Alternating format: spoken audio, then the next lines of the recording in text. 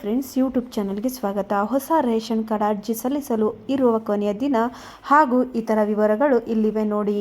ಹೊಸ ration card ಅರ್ಜಿ ಸಲ್ಲಿಸಲು ಆಹಾರ ಇಲಾಖೆ ದಿನಾಂಕ 5 ಏಪ್ರಿಲ್ 2025ರವರೆಗೆ ಪ್ರತಿದಿನ ಮಧ್ಯಾಹ್ನ 1 ಗಂಟೆ ನಂತರ ಹಾಗೂ 3 ಗಂಟೆಯ ಒಳಗಡೆ ಹೊಸ ರೇಷನ್ ಕಾರ್ಡ್ ಅರ್ಜಿ ಸಲ್ಲಿಸಲು ರಾಜ್ಯ ಜನತೆಗೆ ಅವಕಾಶ ಮಾಡಿಕೊಟ್ಟಿದೆ. ಹಾಗಾಗಿ ನೀವು ಹೊಸ ರೇಷನ್ ಕಾರ್ಡ್ ಅರ್ಜಿ ಸಲ್ಲಿಸಲು ಬಯಸುತ್ತಿದ್ದರೆ ದಿನಾಂಕ 5 ಏಪ್ರಿಲ್ 2025ರ ಒಳಗಡೆ ನೀವು ಹೊಸದಾಗಿ BPL ಅಥವಾ ಅಂತ್ಯೋದಯ ಅಥವಾ APL ರೇಷನ್ ಕಾರ್ಡ್ಗೆ ಅರ್ಜಿ ಸಲ್ಲಿಸಬಹುದು. ಹೊಸ ರೇಷನ್ ಕಾರ್ಡ್ಗೆ ಯಾರ್ಯಾರು ಅರ್ಜಿ ಸಲ್ಲಿಸಬಹುದು ಇಲ್ಲಿ ತಿಳಿಯಿರಿ. ಹೊಸ ರೇಷನ್ ಕಾರ್ಡ್ ಅರ್ಜಿ ಹಾಕಲು ಬಯಸುವಂತಹ ಕುಟುಂಬಗಳು ಕೆಲವೊಂದು ಅರ್ಹತೆಗಳನ್ನು ಹೊಂದಿರಬೇಕು. ಇದಕ್ಕೆ ಸಂಬಂಧಿಸಿದ ವಿವರಗಳು ಇಲ್ಲಿವೆ ನೋಡಿ. ಹೊಸದಾಗಿ ಮದುವೆಯಾದಂಥ ಕುಟುಂಬಗಳು ಹಾಗೂ ರೇಷನ್ ಕಾರ್ಡ್ ಇಲ್ಲದಂಥ ಕುಟುಂಬಗಳು ಹೊಸದಾಗಿ ರೇಷನ್ ಕಾರ್ಡ್ಗೆ ಅರ್ಜಿ ಸಲ್ಲಿಸುವ ಅವಕಾಶವಿದೆ. ಹೊಸ ರೇಷನ್ ಕಾರ್ಡ್ ಅರ್ಜಿ ಸಲ್ಲಿಸಲು ಬಯಸುವ ಕುಟುಂಬದ ವಾರ್ಷಿಕ ಆದಾಯ 1.50 ಲಕ್ಷಕ್ಕಿಂತ ಕಡಿಮೆ ಇರಬೇಕು. ಹೊಸದಾಗಿ ರೇಷನ್ ಕಾರ್ಡ್ ಅರ್ಜಿ ಸಲ್ಲಿಸಲು ಬಯಸುವಂಥ ಕುಟುಂಬದ ಜಮೀನು ಅಥವಾ ಭೂಮಿ 7.5 ಎಕರೆಗಿಂತ ಕಡಿಮೆ ಇರಬೇಕು.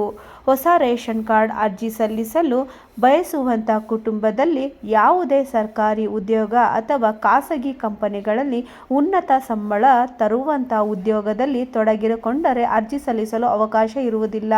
ಹೊಸದಾಗಿ ರೇಷನ್ ಕಾರ್ಡ್ ಅರ್ಜಿ ಸಲ್ಲಿಸಲು ಬಯಸುವಂಥ ಅರ್ಜಿದಾರರು ನಗರ ಪ್ರದೇಶದಲ್ಲಿ ಅಥವಾ ಗ್ರಾಮೀಣ ಪ್ರದೇಶದಲ್ಲಿ ಗರಿಷ್ಠ 100 ಚದರ ಮೀಟರ್ಗಿಂತ ಕಡಿಮೆ ಫ್ಲಾಟ್ ಹೊಂದಿರಬೇಕು.